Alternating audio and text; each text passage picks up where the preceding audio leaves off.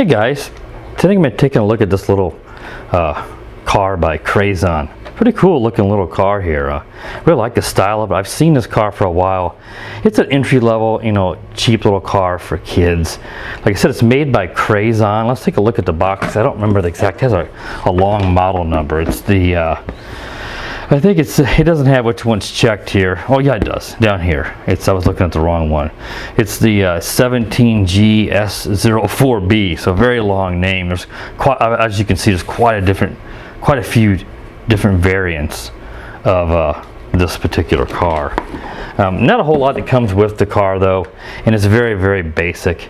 It is four-wheel drive, so that's nice. Gives a little better power and traction, but there's no differential, as you can see. You turn one wheel, it turns all of them. The steering is also non-proportional. It has no proportional steering, so you have to adjust this little dial to adjust the steering on it. It comes with a 5-cell nickel cadmium pack, 6 volt. Pretty basic old technology, but reliable. It uses this USB charger. The light doesn't go out, which is pretty common on these. You just charge it until the pack gets a little warm. Plug it in for a couple hours, and it'll be good to go. I don't know if the throttle is proportional. I can't remember from my test drive, so we'll test that in the review. Here's the controller, also attractive, red and black. It's just click, click, as you can see. Obviously the steering is, like I said, not proportional. Throttle and the brake. When you brake it, it kind of makes a weird, it's a little slow, and I think it almost tries to throw it in reverse, and the gears kind of crunch. So I wouldn't do that too much, just so you don't strip the gears. Just takes 2 AA batteries in the controller. So overall, not too bad. It's not slow, if I think for an entry-level car, it moves along pretty decent. And like I said, I think it looks really attractive. Like I said, there's really not anything else to it. The instructions I think are on the back of the box here or the bottom. There's not a whole lot, to it. Pretty basic entry-level little 4-wheel drive car, but really ideal for a young kid. And it really looks sharp. I don't think anybody can deny that. So a kid's gonna really love this with the little driver in there and stuff. So really, really cool. And I do like that, even though they're not really truly dog bones, they are metal drive shafts, so that's good. At least you're not going to break them.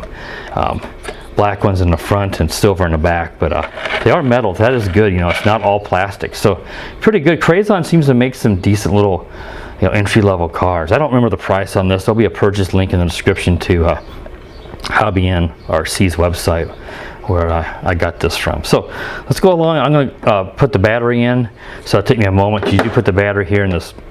You just have to open this door. There's a screw on it to secure it. I always like to put that on here just so that it doesn't fall off, though you might be able to get by without the screw. But go put the battery in, then we'll come back for the driver view. So we'll be right back here with the driver view. Alright guys, back with the little Crazon entry-level car. I don't remember the specific model number. Like I said, it's on the box. I'll include it in the description there in the video if you want to buy this exact one, but there's, like I said, different variants of this car. They're all going to be pretty similar, probably just different body style. So let's go ahead and take it out now. As you can see, that's actually pretty quick. And look at this, going through the grass. Like I said, it's not going to have a ton of power, but it will go through the grass. But oh boy, it's having trouble there getting over the lip of the driveway. So I'm going to go ahead and pull that out.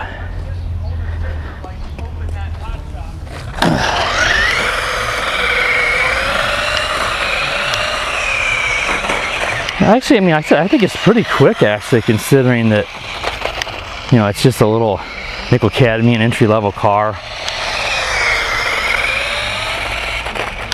And it steers reasonably well for being, non-proportional. Just steering, it's full steering, just click, click on the controller. I don't know, what do you say, maybe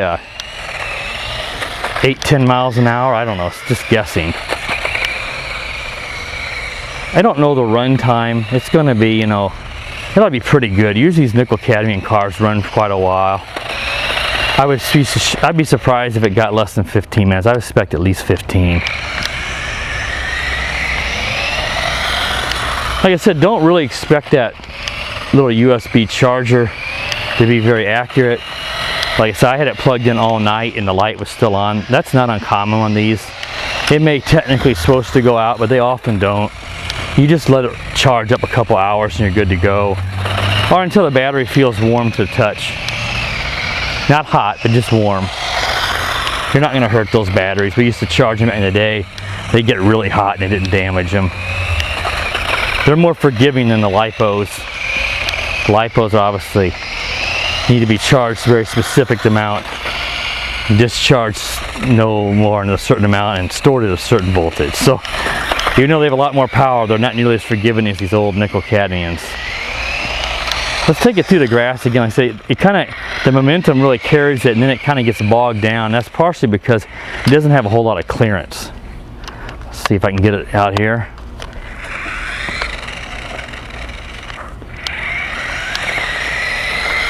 I just mowed recently, so the grass is not too tall.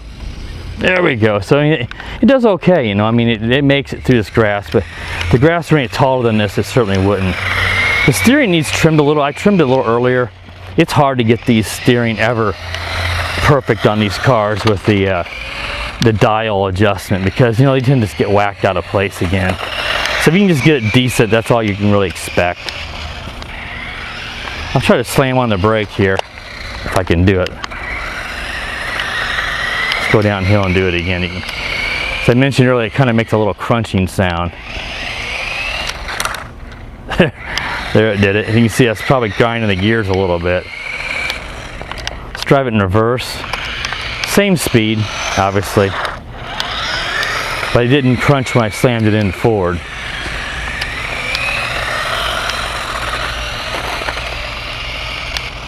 So I think if you're looking for a remote control car to get your son or your daughter or someone younger, this certainly, I think, fits the bill. It's just fast enough to be enjoyable. You know, doesn't appear to be super easy to brake. But it shouldn't be too fast to where you're going to break, you know, smash something too hard and be able to break it. Like I said, it does have the metal dog bones, so right, they're really drive shafts, they're not dog bones, but so that'll help in case, you know, you won't snap a dog bone like the old plastic ones they used to use in a lot of the cars years ago. And it looks great. I mean, it looks like a really cool off-road buggy. I love the look at it. I mean, for something that's this cheap and being entry level, it's one of the sharper looking cars I've seen. Some of them are just plain Jane ugly things. This thing's really, really sharp looking. You can probably do a little, you know, cardboard ramp or something, but it doesn't have the speed to really jump over it much.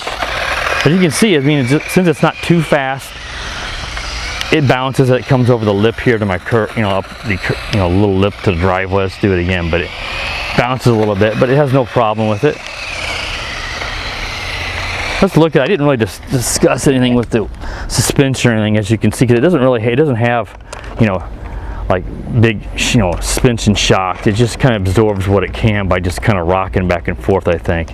You know, just a little play in it is really all it uses. But because of this being not very fast, you don't need shocks on this, so that's, to me, isn't a big deal at all.